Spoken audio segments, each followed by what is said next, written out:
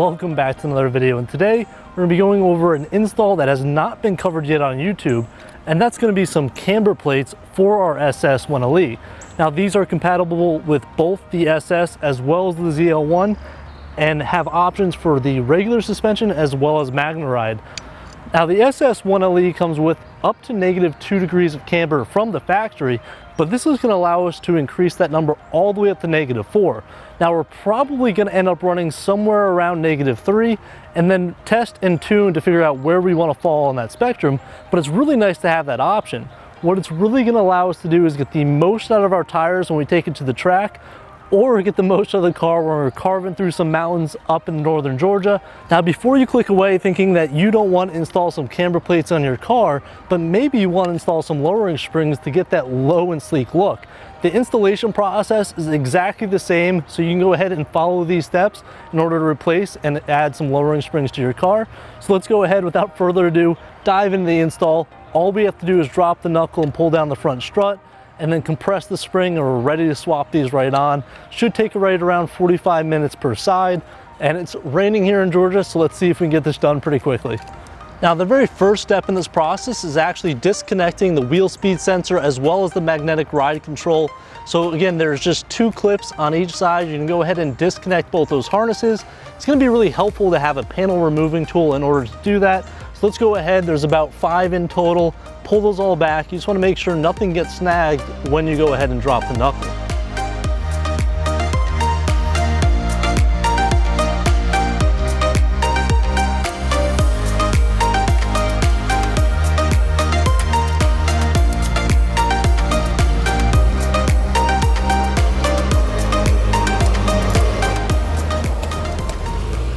So now that we have all of the wires disconnected, we're going to go ahead and zip off the 18mm sway bar end link, and then we're free to go ahead and start dropping the knuckle. So you have 2 options in order to get the end link out. What I found easiest is actually by jacking up both sides of the car, and if you turn the wheel, it obviously loosens the tension on one side of the sway bar. So just turn it until it finally gets loose. It'll pop right out. So now that we have all the wires disconnected as well as our sway bar disconnected, now it's time to go ahead and drop the knuckle. So what we're gonna do is we're gonna loosen up these nuts right here, and then after that we're gonna end up hammering the rest of the nut through the other side. They have some locking thread on it, so I'm gonna show you guys exactly how to do that. We're gonna support the knuckle itself with a little bit of pressure from the jack to make sure nothing drops suddenly.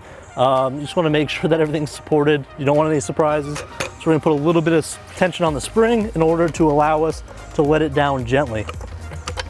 Now for those of you guys that are lucky enough to have an air impact at home, you're probably going to need it, but if not, you're just going to have to use some good old-fashioned American muscle to go ahead and break these bolts loose.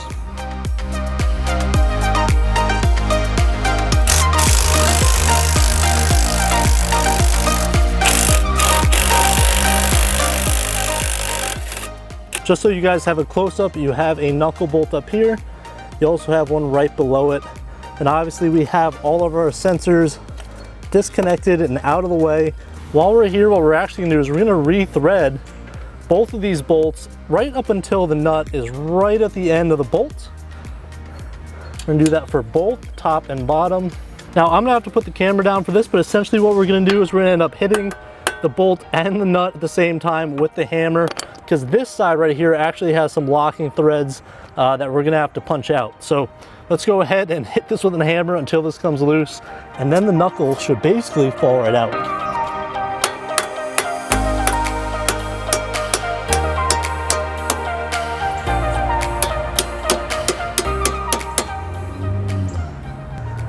So when you get to right about here, the knuckle's about to fall out. So we're gonna go ahead and remove both of these nuts, punch through the top one,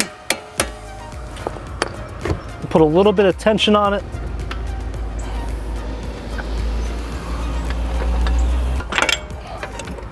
There you go. So there you have it. The knuckle is now loose. Everything is just hanging there free. So now what we have to do is remove the top 3 13mm bolts on the top of the MagneRide suspension, drop it down, and go ahead and swap on the new top hat. Now the easiest way in order to get the strut out when you're doing it solo is remove the first 2 bolts and then go ahead and grab the strut underneath, remove that last bolt, and you should be able to just take it out in one quick shot.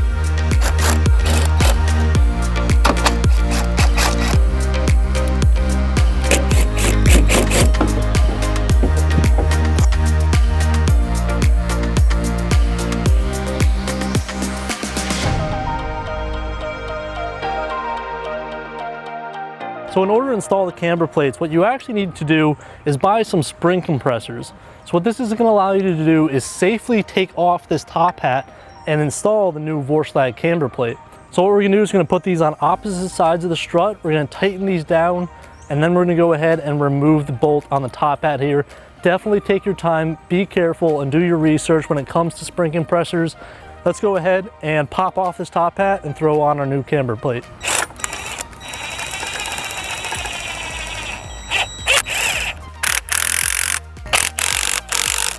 So right under here is another top cap, and right underneath there is your 19mm. You're gonna take that once everything's cinched down and everything's safe, remove that top hat, make sure it's pointed away from you just in case anything happens. Then we're gonna go ahead and throw on our top hat.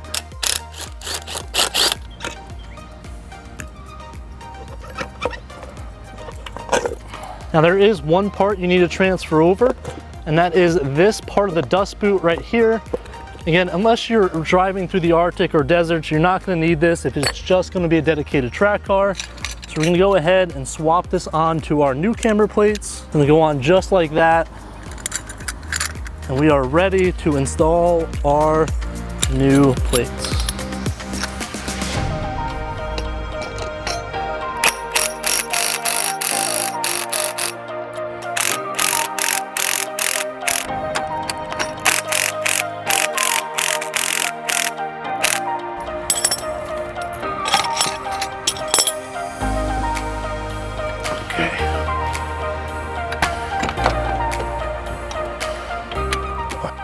All right, so now that the strut is back in the car, it's just doing everything in reverse order, making sure everything's bolted back up, connect those speed sensors and magnet variety control, and then we're done.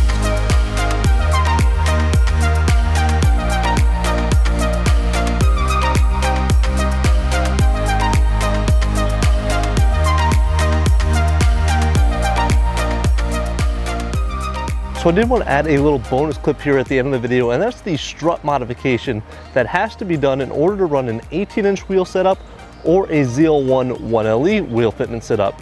So if you're looking to get the most tire underneath your car and get the lightest wheels possible, you're probably going to have to modify your strut. Now I'm going to leave a link in the description down below that goes over this in full details, but essentially what we have to do is grind down the knuckle of the strut in order to make sure that the wheels will clear.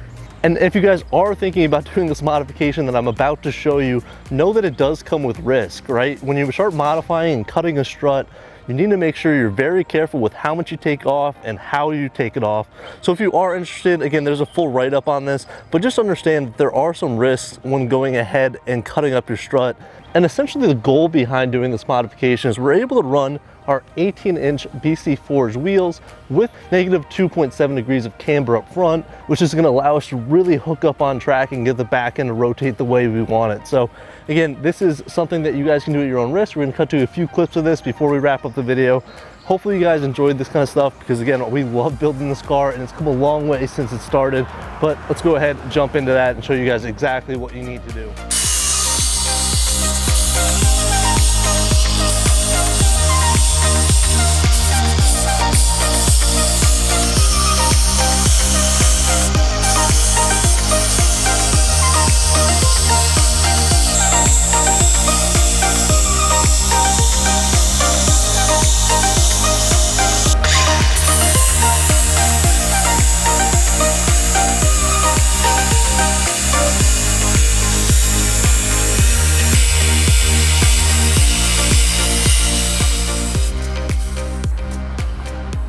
So that's going to go ahead and wrap up another parking lot install. We are going to be getting our garage very soon so we can avoid the rushing in the rain.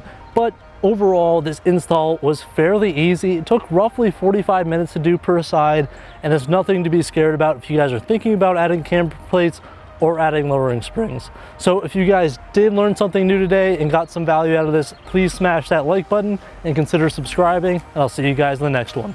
Peace.